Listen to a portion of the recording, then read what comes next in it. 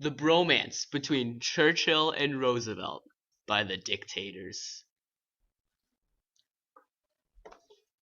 Roosevelt originally contacted Churchill because he wanted information about the war, and he also wanted to make contact with a British leader who had a good chance of becoming prime minister. Winston Churchill and President Franklin Roosevelt met at a conference in D.C. codenamed Arcadia. At that conference, they worked together to create a plan of attack for the war. They had met 8 more times after the Arcadia conference to discuss war aims and what they wanted to do in the future. Supply sharing.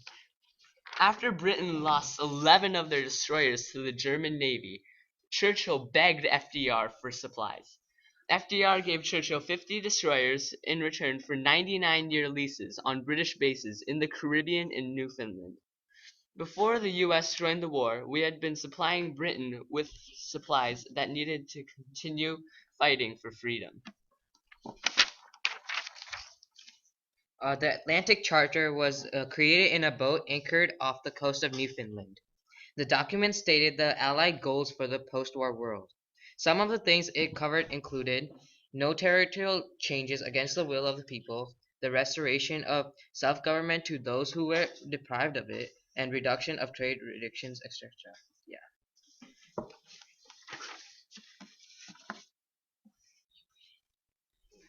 FDR and Churchill shared a love of smoking, alcohol, and warships.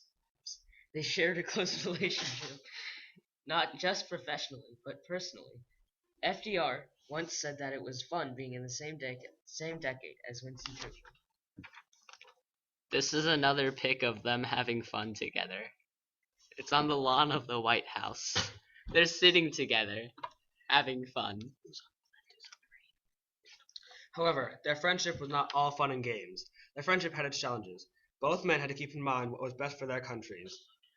This led to tensions, which was quite pronounced at some times.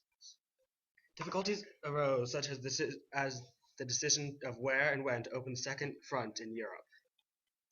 Economic matters were also an area of conflict between the two men.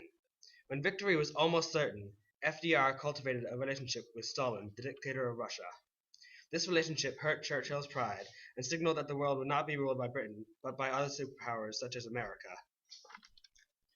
And that's the end.